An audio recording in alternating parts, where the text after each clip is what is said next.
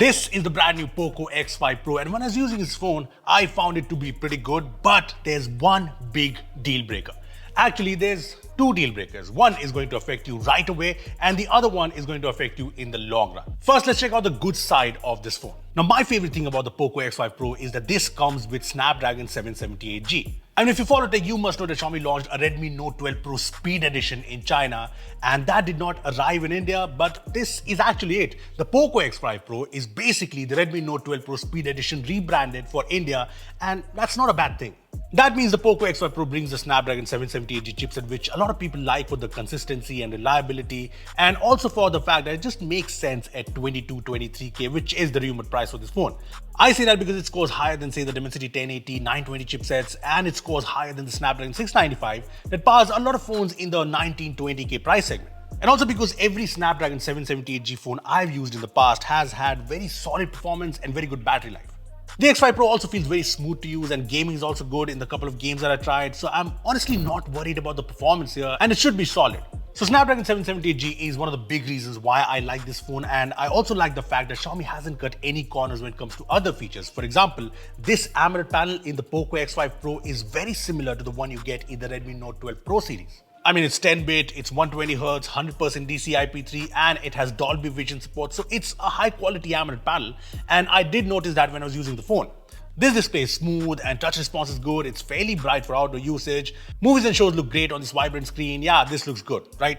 Also, unlike a lot of phones, this does show the HDR and Dolby Vision tag in Netflix. So the display quality is good, and another thing to note here is that there's no chin here. I mean, the bezels are symmetrical all around. I also like this whole design. It's very boxy with flat sides, but we have this yellow variant which just has a lot of character. I mean, this is very POCO-like, and I know looks are subjective, but this whole contrast between yellow and black, the yellow power button, the simmering effect on the back, I kind of dig it, even though it's all plastic. It feels really good in the hands too because it only weighs 181 grams. Now, if you're wondering, the phone does have the headphone jack, it also has the IR blaster, the fingerprint scanner is on the side in the par key, there's dual stereo speakers, it has Gorilla Glass 5 on the front, this whole design is IP53 rated. Now, one thing missing is the micro SD slot. That apart, the main camera is upgraded from the X4 Pro. There's a 108 megapixel main camera along with the usual 8 megapixel sensor and a 2 megapixel one. Now, I've mostly tested the 108 megapixel HM2 sensor, and it does seem to take very good photos. I mean, in daytime, it's very good with sharp photos and very good dynamic range. And I also like that it does not boost the colors or anything. In low light, it's not always perfect when there's a lot of lights, but other than that, it's fairly good with good colors and almost no noise in shots. The phone also supports 4K video recording, but it does not have OIS unlike the Note 12 Pro phones. The front camera is the usual 16 megapixel sensor that we see in a lot of phones, and it takes pretty good selfies, no problems there. And the battery is a 5000 mAh battery, and there's very fast 67 watt charging. So all in all, this is actually a very likable phone, but I know you've been waiting to hear the deal breakers, right? So let's get on with it. So the first deal breaker is the fact that the POCO X5 Pro comes with 7 5G India bands, and there's actually one Indian 5G band missing. The N77 band, which actually is very important since it's a high frequency band that will be used by all operators in metro cities.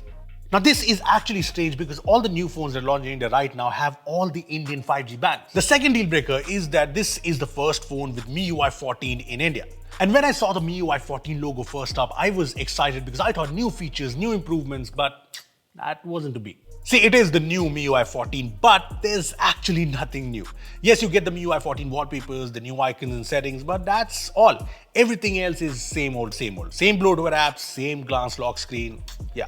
I mean, you should check out a video on MIUI 14 to know all about the new features, but the problem is none of those new features are part of this MIUI 14 build on the POCO X5 Pro, but MIUI 14 is not the real problem. The real problem, the real deal breaker is the fact that this is based on Android 12 and it will get 2 OS updates, so it'll practically go to Android 14, whose beta is probably coming next month.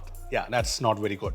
Look, all said and done, the POCO X5 Pro is a phone I actually kind of like. I mean, I love this design. If you're making a plastic phone, at least add character to it, just like this.